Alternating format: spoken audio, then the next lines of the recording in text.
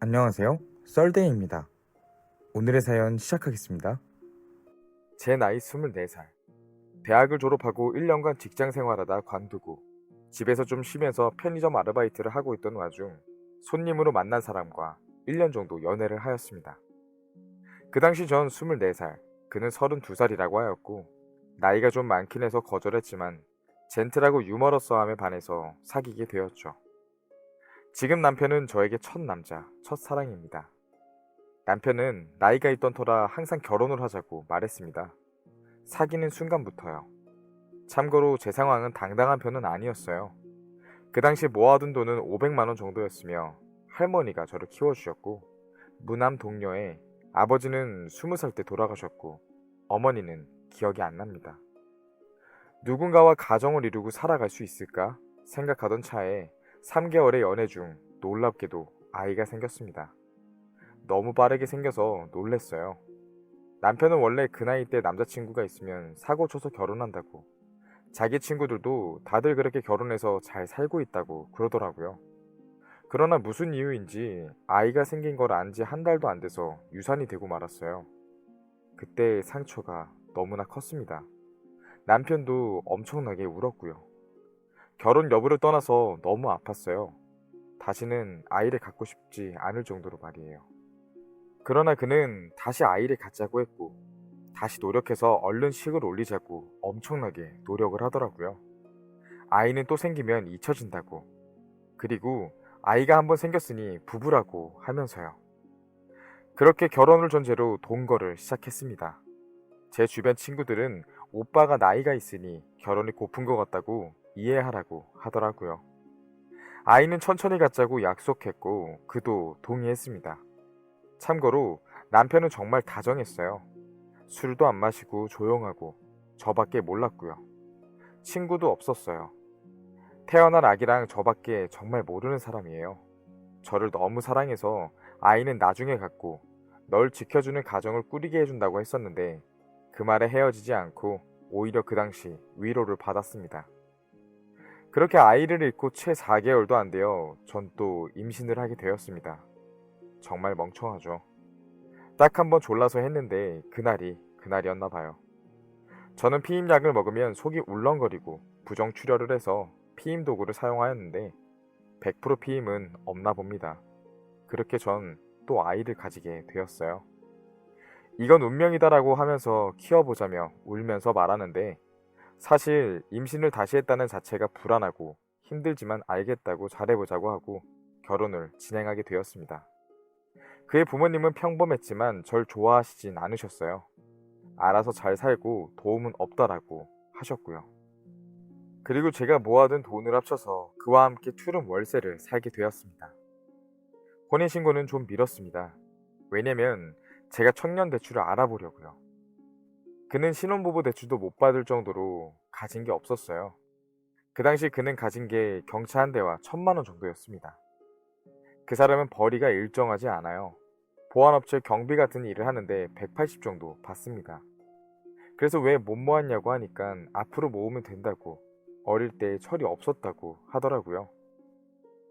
저는 어느 정도 안정기가 찾아오고 5개월을 넘겨 제법 임산부처럼 보이기 시작했습니다.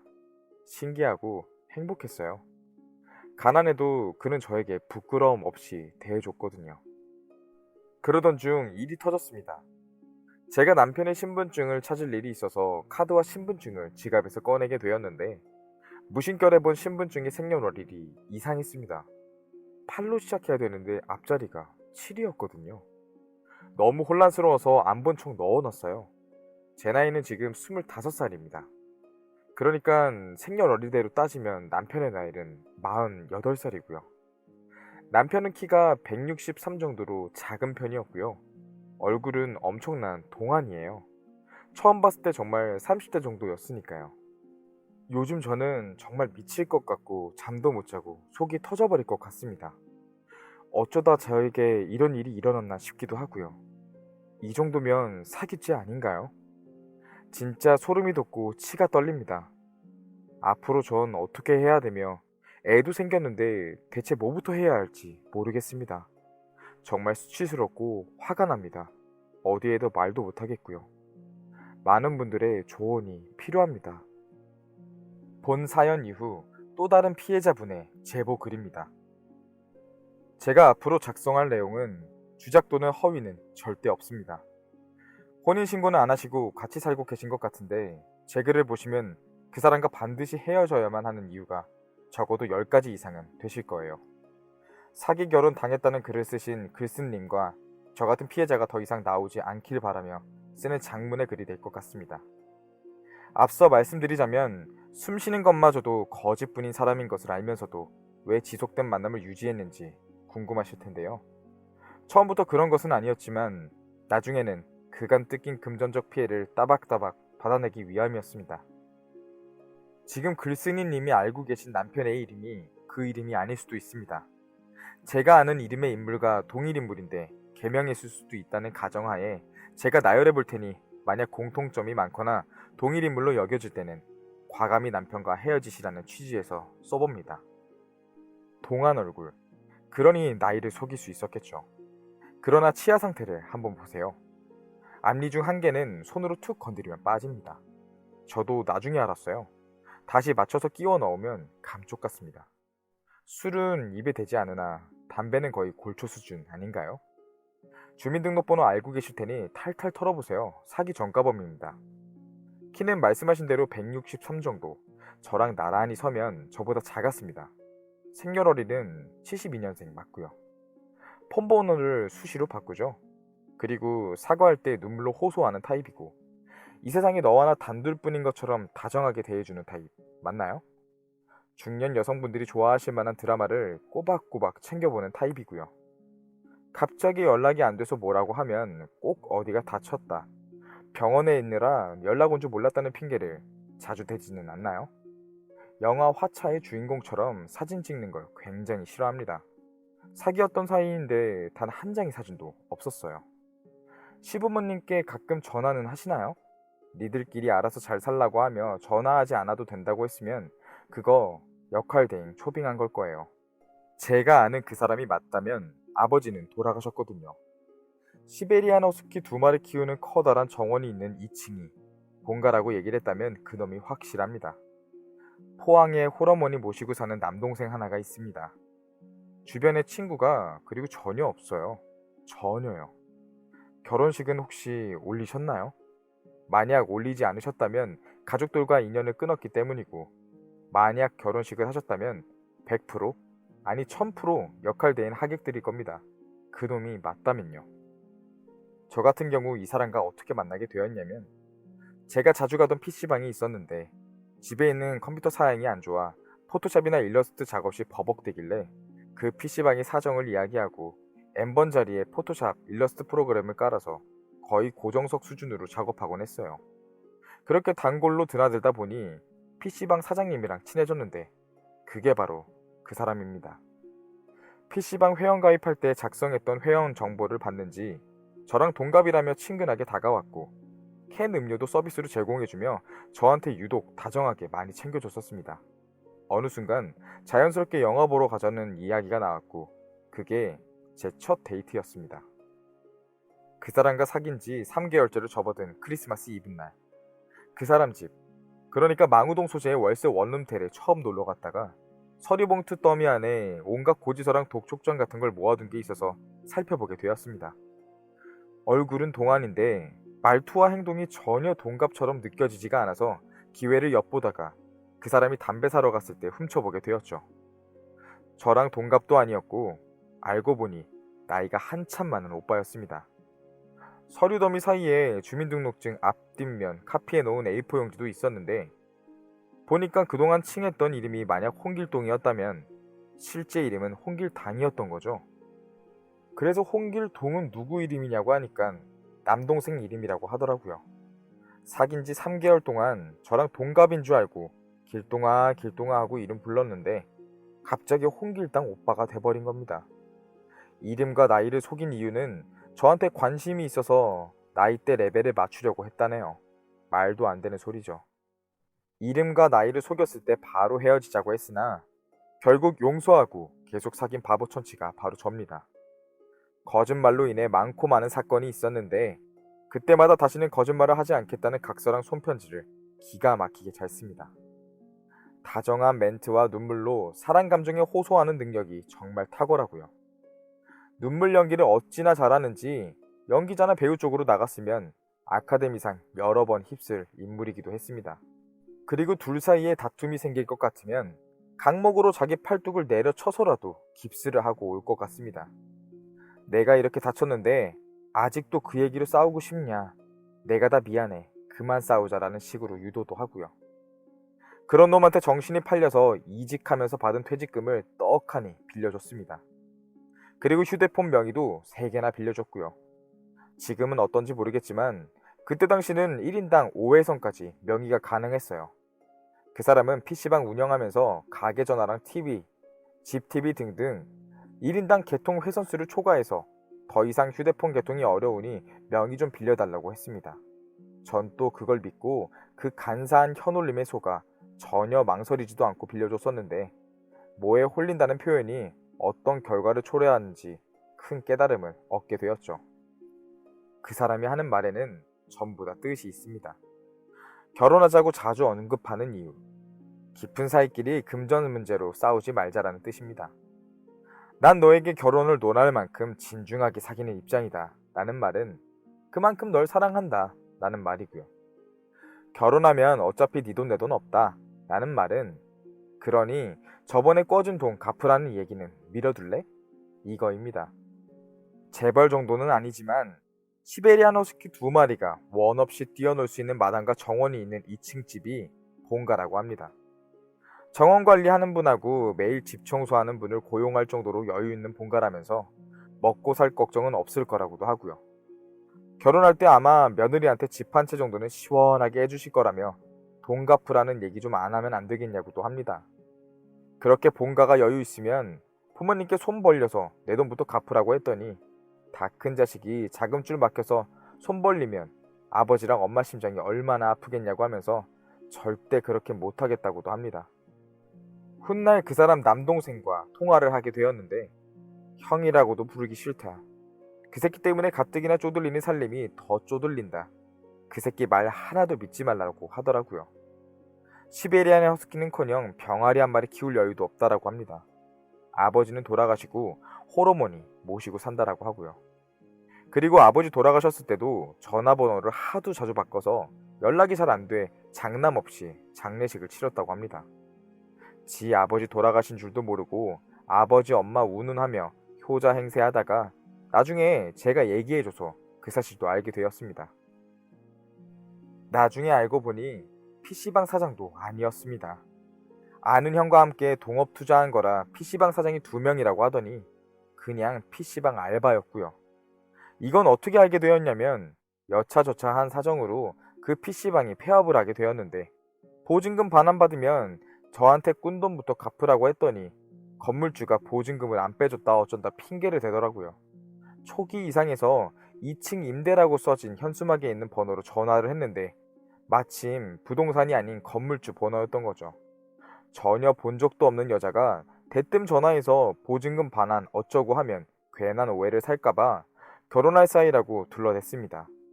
PC방 운영했던 사람이랑 결혼할 사이인데 보증금을 안 주셔서 결혼을 진행하는 데에 차질이 많이 생기고 있다고 하니 깸방 이사 가는 날 임대료 일부 및 각종 공과금이랑 상계 처리해서 나머지 금액을 전부 입금해줬는데 무슨 소리냐고 하더라고요. 그 얘기를 전하면 보증금 줬다고 하는데 왜 나한테 거짓말하냐고 하니 사실은 동업 투자했던 형이 안 주고 있다라고 하더라고요. 그 형이라는 사람도 PC방 카운터에 앉아있던 분이라 우연한 기회에 이미 전화번호를 알고 있던 터라 전화를 해보니 동업도 아니고 월급 받는 알바라고 합니다. 이때부터 어디까지 거짓말 하나 두고 보자 라는 생각으로 돈 갚을 때까지만 만남을 유지해야겠다고 다짐을 하게 되었죠. PC방 폐업 이후 직장을 얻었다고 하는데 직장은 개뿔. 한동안 백수로 지내길래 변변한 직장도 없는 백수 남친 싫다고 했더니 직장을 구했나 봅니다. 가구 나르는 일이라고 했는데 거의 밤에 작업을 한다라고 하고요. 가정집으로 나르는 게 아니고 공장에서 가구 판매처로 옮기는 작업이라 낮엔 주차 문제 어쩌고 저쩌고 하면서 이 업계는 거의 야간에 상하차 작업을 한다고 합니다.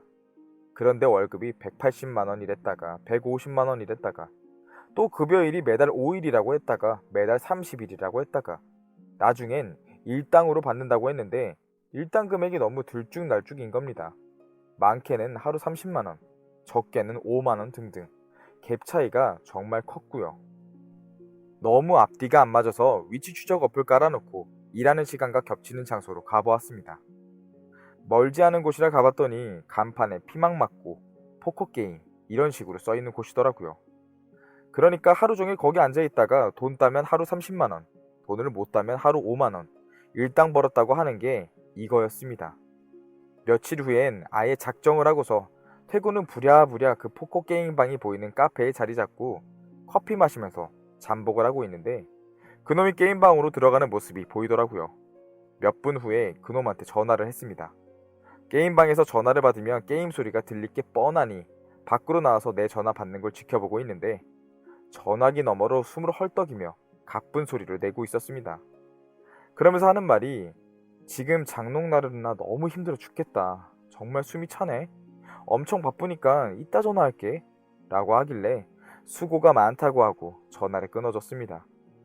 아메리카노 한 잔 벌컥벌컥 원샷하고 그 포커게임방으로 들어갔습니다. 게임방 의자를 들어 게임 중이던 그놈 뒤를 힘껏 내리쳤고요. 본인도 잘못한 걸 아는지 의자로 쳐맞고도 아무 말 없이 고개만 푹 숙이고 있더라고요. 사기 결혼당했다고 글쓴님 남편 직업이 보안업체 수석 경비라고 하고 혹시 야근이 잦거나 아예 밤에 일하지 않나요? 직접 남편 직장 확인해 보셨는지 궁금합니다. 이후에 또 다른 직장에 취업을 했다라고 또 거짓말을 하더라고요. 이미 정 떨어진 지 오래여서 내 돈만 갚으면 바로 안 볼 준비가 되어 있었습니다. 나중엔 얼굴만 봐도 역겨워서 저리 꺼지라고 막말도 많이 했고요. 제 성격 다 버려놓은 사람이 이놈입니다. 아니, 짐승만도 못한 놈이죠. 위에 쓴 내용 이후 빨리 돈 벌어서 내 돈 갚으라고 하며 막바지에는 사채업자처럼 행동하게 되었습니다. 그랬더니 이번엔 제대로 된 직장을 구했다고 합니다. 그리고 나서 나한테 월급 받았다면서 내게 꾼 돈을 갚기 시작했고요. 3달 정도 꾸준히 돈을 갚길래 이번엔 직장 잘 다니고 있나 보다 생각하고 있었습니다. 그런 줄 알았는데 나중에 대참사가 일어났습니다. N텔레콤인가 하는 선불폰 사업인데 신용불량자들한테도 개통이 가능하기 때문에 영업이 엄청 잘 된다고 했습니다. 전 그놈을 너무나 잘 알기에 감시의 끈을 놓지 않고 그놈이 운영한다는 선불폰 사업의 블로그까지 이유 신청을 해서 도대체 어떤 사업인지 내내 지켜보고 있었고요. 그런데 정상 루트가 아닌 치고 빠지기 수법으로 사기 장사를 하는 것 같은 느낌이 들었습니다. 블로그도 열었다가 얼마 후에 폐쇄하고 또 블로그를 열었다가 며칠 후에 폐쇄하고 신용 불량자들이 핸드폰을 개통을 못하니까 현금을 주고 선불폰 개통을 요청하면 일정 수준의 금액이 모일 때까지 블로그 운영 및 고객 응대를 해주다가 블로그 폐쇄하고 현금 먹튀하는 게 수법인 것 같았습니다. 한마디로 신용 불량자들 등쳐먹는 사업이었던 거죠. 그놈은 땀 흘려 일해서 번 돈은 없습니다. 손쉽게 앉아서 돈 벌 궁리만 하는 천성이 사기꾼인 놈이죠. 거짓말도 아주 타고났고요. 그동안 갚은 돈은 제 돈으로 제 돈을 갚고 있었던 거였습니다. 위에 3달 정도 꾸준히 돈을 갚았다고 썼는데 결과적으로는 제 돈으로 갚은 거였습니다. 제 명의로 개통한 3개의 휴대폰으로 게임 머니를 잔뜩 모바일 결제 구입한 뒤 그걸 되팔아서 현금을 마련하고 그 돈으로 나한테 빚진 돈을 갚았던 거죠. 여친한테 퇴직금을 꿔달라고 한다거나 명의를 빌려달라고 한다거나 하는 것도 웃긴데 심지어 모바일 결제로 게임 머니를 사서 현금화 시킬 거라고는 전혀 상상도 못했습니다. 그걸 지가 월급 받았다면서 돈 갚는 연기까지 했으니 지금 생각해도 아주 치가 떨립니다. 아무튼 저는 제가 꺼준 돈을 다 갚을 때까지 그놈을 감시 또 감시했고 결국엔 돈도 다 받게 되었습니다. 그리고 그놈은 성매매도 했었습니다. 그놈하고 연락 주고받은 기간은 2년인데 그중 제대로 사귄 건 아마 5개월 남짓. 사귄 지 3개월 만에 이름과 나이 속인 게 들켜서 제 딴에는 서서히 마음 정리를 했었고 4, 5개월째에 이를 때쯤엔 거의 모든 실체를 파악했기 때문에 꿔준 돈 받을 궁리만 했던 것 같습니다. 아무튼 그놈이 하도 거짓말을 하니 카톡 같은 것도 몰래 훔쳐봤는데 긴밤도 해요? 라고 보낸 대화 내용이 있고 답장으로 네. 짧은 밤은 한 번 이상 경험이 있으니 저런 내용이 오가는 거 아니겠습니까? 그래서 안 되겠다 싶어서 은행 거래 내역을 봤는데 수중엔 쥐뿔도 없어서 저한테 돈까지 꾼 놈이 새벽에 30만 원씩 현금 출구를 한 내역이 한 달에 한 번 이상씩 있었습니다. 날짜를 보니 몸이 피곤해서 먼저 잔다고 내일 통화하자며 문자 보냈던 바로 그날이었던 거죠. 그날 그놈은 성매매를 하러 갔던 거였습니다. 그리고 지금 그놈은 전과자입니다.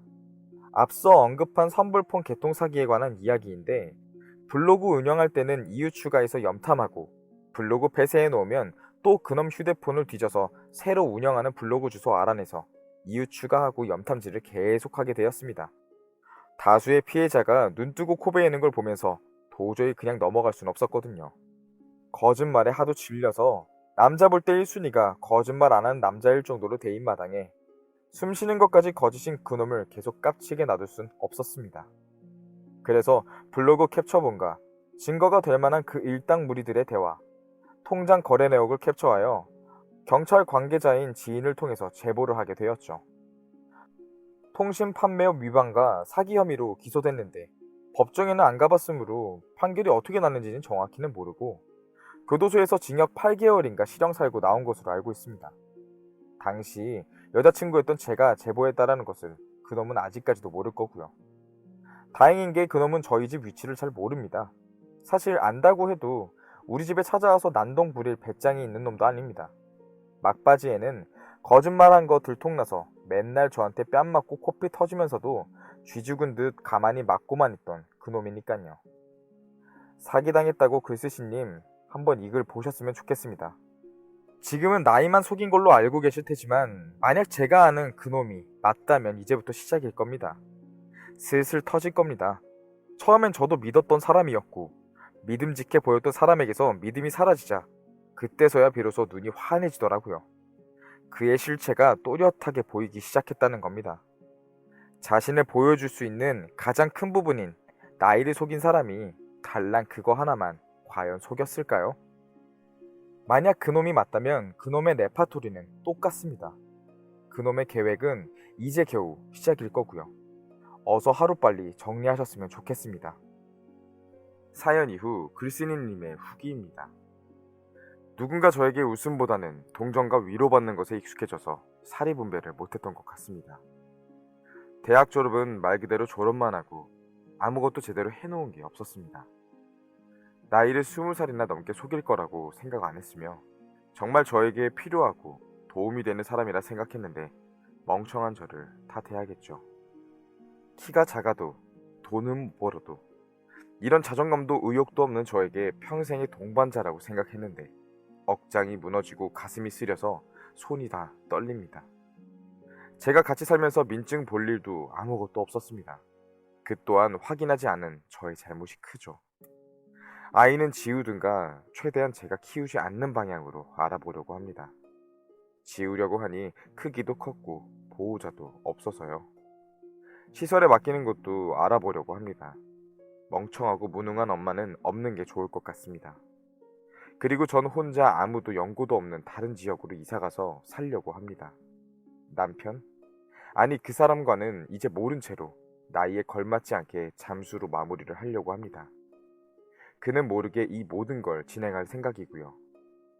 명절 동안 이것저것 용돈 받아서 아무도 모르는 곳으로 미혼모 시설이랑 알아봐서 번호도 바꾸고 그와 인연 하나 없는 곳으로 가려고요. 외롭고 아프겠지만 익숙하고 덤덤하게 지내다 보면 한 줄기의 빛이 생기겠죠. 한없이 부족하기만 한 저를 정신 차리게 해주셔서 정말 감사합니다.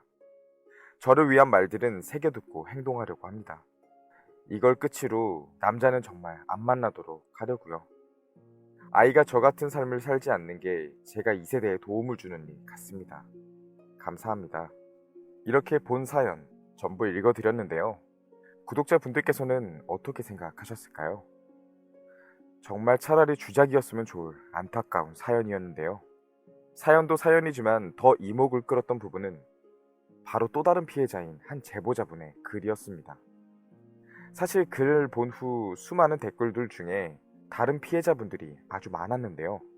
이 또한 충격이었고 사태의 심각성이 느껴지는 사연이었던 것 같습니다. 그리고 방송 프로그램 작가분의 댓글도 정말 크게 눈이 띄었는데요. 그 이후 스토리도 궁금하지만 그 사기꾼의 실체도 이쯤 되면 궁금했는데 그 프로그램을 통해 볼 수 있지 않을까 싶습니다. 정말 부디 현명하게 잘 정리되셨으면 좋겠습니다. 오늘도 제가 들려드리는 사연 들어주셔서 정말 감사합니다. 좋아요와 구독 눌러주실 거죠? 그럼 다음에도 다양한 사연으로 찾아뵙겠습니다. 감사합니다.